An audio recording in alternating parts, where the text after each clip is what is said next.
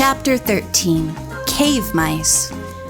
Nancy squeezed through the narrow opening to the cave, beaming her flashlight ahead of her. The interior was large, but the ceiling was low. She could barely stand up straight. As she progressed, the rough stones above her brushed against her hair, and she ducked often. There was nothing on the walls, ceiling, or floor of the cave to indicate that anyone lived in the place. Maybe the Sky Phantom uses this for a hideout, she thought.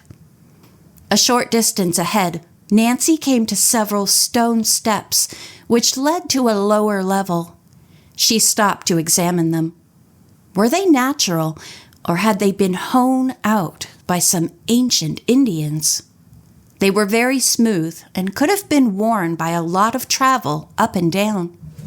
This might have been a ceremonial cave where the Indians had their religious meetings, Nancy decided. The sandy earth floor seemed to have had fires on it for cooking with the ashes dispersed and trampled. There were no artifacts of any kind, however. Probably looters have taken everything away, Nancy thought. She descended the steps and beamed her flashlight around. She looked for niches or corridors that might lead out of the cave. The air inside seemed to be fresh, and Nancy thought she could feel a slight draft. She concluded there must be another opening. The young sleuth kept walking. She could not see any side exits large enough for a man to get through.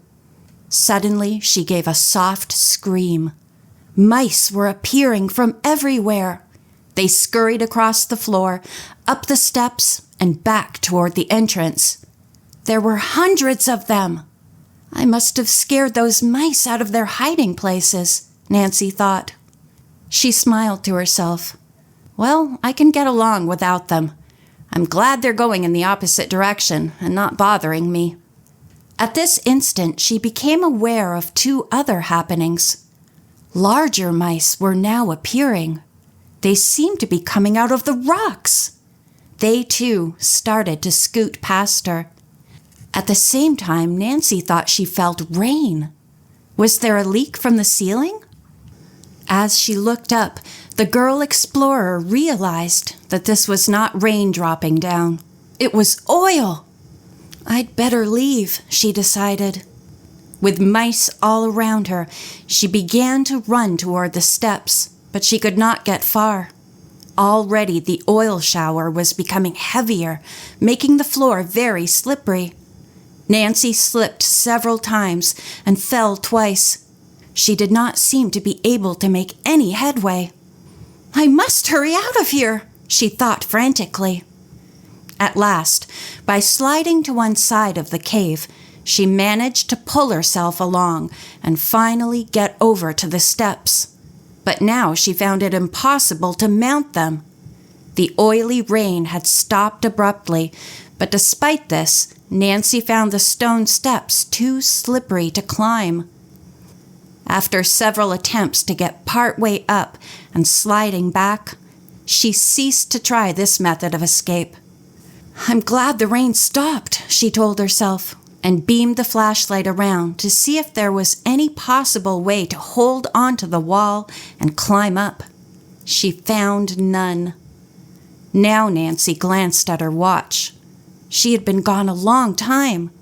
If Bruce and John Wade had returned, they would certainly wonder where she was. I must get out of here, she resolved.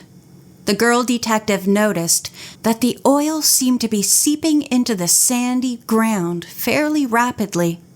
This gave her hope, even though she knew it would take a while for it to disappear entirely. In the meantime, there might be another shower of oil. Suddenly she smiled. Those mice are a lot smarter than I am. They knew just when to get out of here. I wonder how soon they'll come back. Nancy concluded she could not wait to find out. She must think of another way to escape from this oil-slick cave. I have to tell John Wade about the oil, she thought. It seems strange that there is no activity, no drilling around here. Could it be possible that none of the natives have found out what's going on? An idea came to her. She took off her sweater and doubled it up. Using it as a mop, she partially dried off the stone steps and managed to get to the upper level. When she reached the top, it was easier to walk because the oil had seeped into the earth as if the ground were a sponge. Nancy felt sure the formation of this small hill must be stone and sand. When she reached the opening and squeezed through, the girl detective looked off into the distance. Bruce's plane was back. Excited over her find of oil, she hurried to tell John Wade about it. When Nancy arrived, she looked around but did not see the prospector.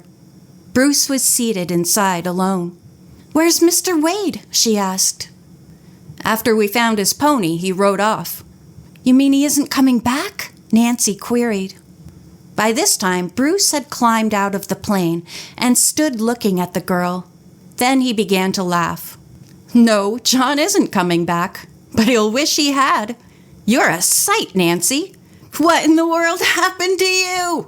He continued to laugh so hard that Nancy began to look at her clothes and to feel her hair. She was covered with oil from head to toe. "I guess you're right," she told the pilot. "Bruce, this is oil. I got a shower bath of it in a cave I found."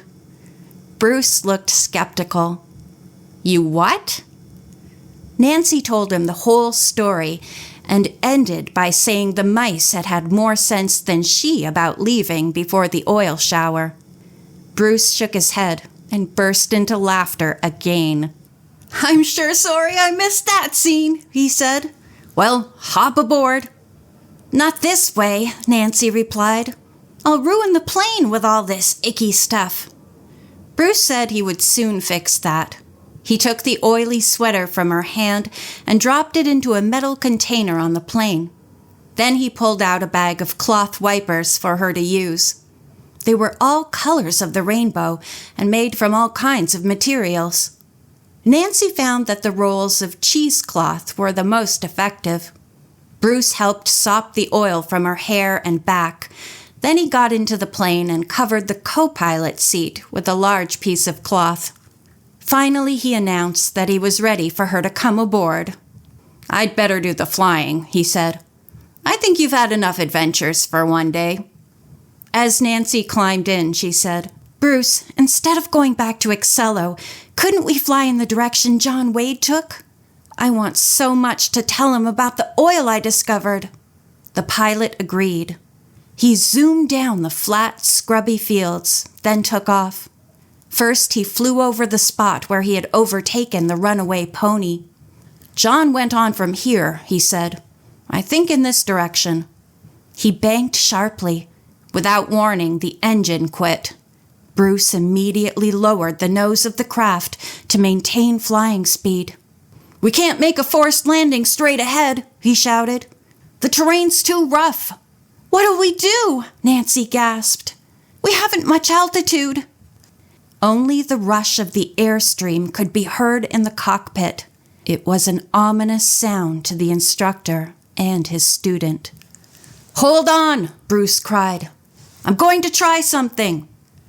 The pilot's knowledge of the area was to come in handy. He made a shallow turn in a southeasterly course. "The ground is coming up fast," Nancy observed anxiously. Bruce said nothing. He kept descending straight on his selected course. Then Nancy noticed that the ground was beginning to slope away from them. They were entering a small but deep valley.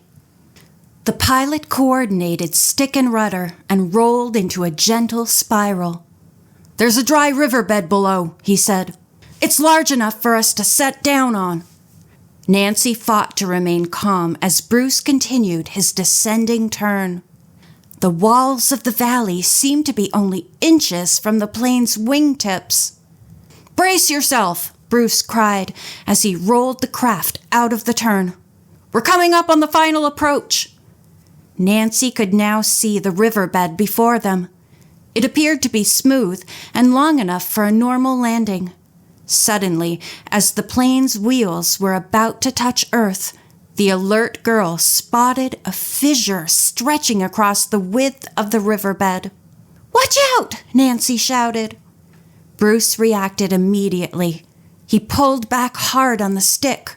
Luckily, the plane had enough speed to take to the air again and leapfrog the fissure. The craft settled back to Earth. The pilot applied brake and brought it to a stop. The flyers sat in silence for a minute or two. Nancy was the first to speak. "Congratulations," she said. "That's what I call doing the impossible." Bruce blushed slightly. He climbed out of the plane and opened the cowling. Nancy glanced at the fuel gauges. "Why do you think the engine quit?" she asked. "Our tanks are more than half full." "The reason is pretty clear," Bruce replied as he examined the plane's engine. "I picked up a lot of dust and sand chasing after John Wade's Colt. It clogged the carburetor." Nancy helped the pilot make repairs. Soon the engine was running smoothly again, and the two flyers lost no time taking off out of the valley. The search went on. Finally, Bruce was heading across a hilltop with a rather steep descent at the bottom. The ground was covered with gravel, stones, and low-growing bushes. "Oh!" Nancy exclaimed suddenly. "I think I see something." She grabbed the binoculars and trained them out the window. "There are John Wade and his pony," she said. "I hope they're all right." Bruce made a turn, came back, and looked from his window. The man and the animal were lying still at the bottom of the slope. The noise of the plane did not arouse them. They remained motionless. "Let's go down and see what the trouble is," Nancy urged. Bruce descended, but had to land some distance from the foot of the hill. He and Nancy climbed out quickly and ran back. Bruce began calling out, "John, are you all right?" There was no reply. Bruce and Nancy raced on, fearful that the prospector and his pony might not be alive. End of chapter 13.